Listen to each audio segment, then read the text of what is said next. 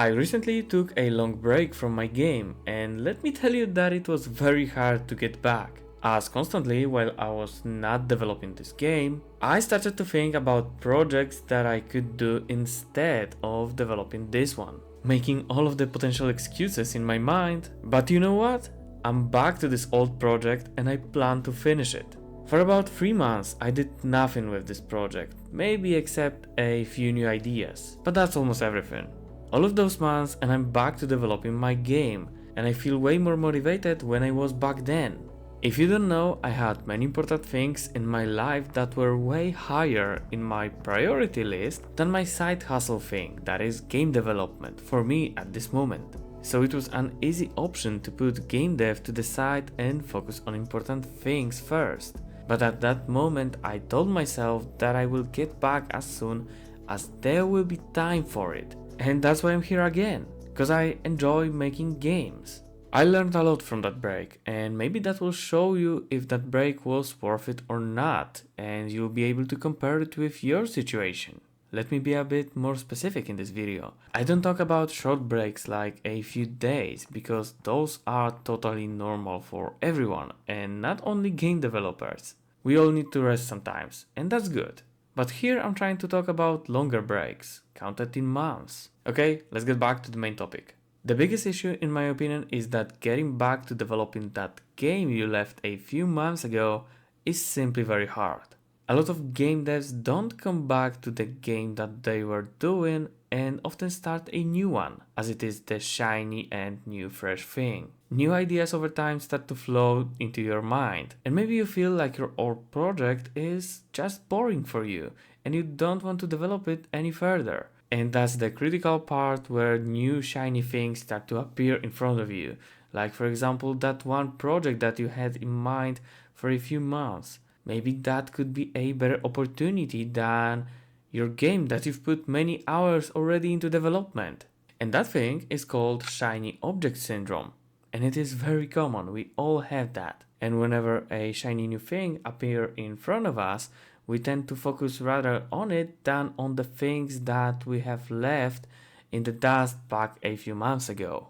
But that syndrome can easily destroy your progress and be a crucial part to the lack of development in future with your new games, because there will be always that new shiny thing in front of you rather than developing that new one, or maybe at this point it will be the old one. And in my honest opinion, that shiny object syndrome is easily the worst part of taking a long break, as it is very dangerous for the progress of your games. But that was the biggest negative thing about taking a long break that I could think of.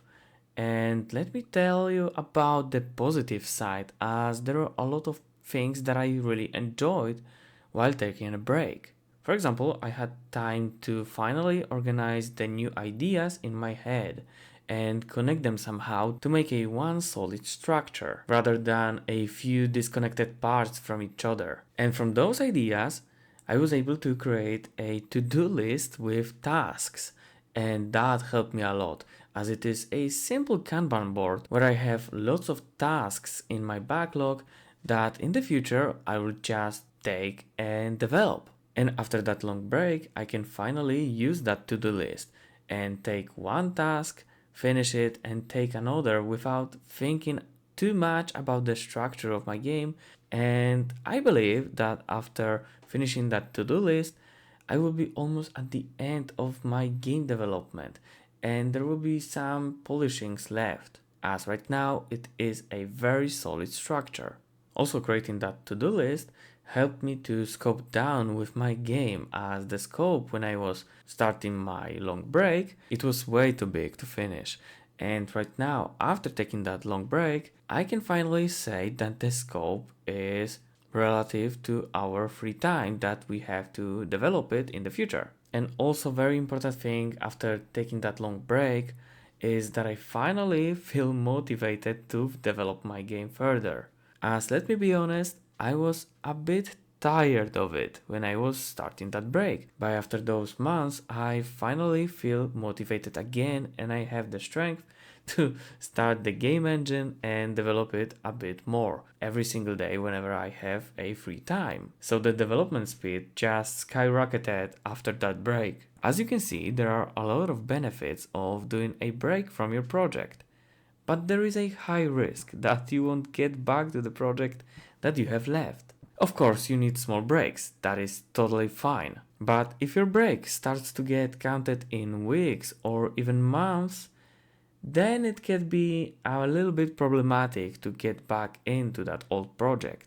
So you need to ask yourself if you truly plan to get back to this old game that you were creating at the start of your break. And if you're not sure, then maybe it is just better to scope down your project and finish it without taking that long break, or maybe take a few smaller breaks. I believe that almost any game developer has that old project stored somewhere that initially was made to be released one day, but then came that better idea and the old one simply vanished. At least it was like that for me, as I've already have a few projects that were meant to be finished one day, but they were just not. And after realizing that cycle, I decided to scope down my project and finish it this time. As in my opinion, finishing the game for most of the game developers is one of the hardest things that they will have to face on their journey. And let me ask you if you already have that old project that you plan to finish at some point, but you somehow took a long break, and if you do still plan to finish it one day. Let me know in the comments, and in the meantime, you can check out my other video about scoping down my own project.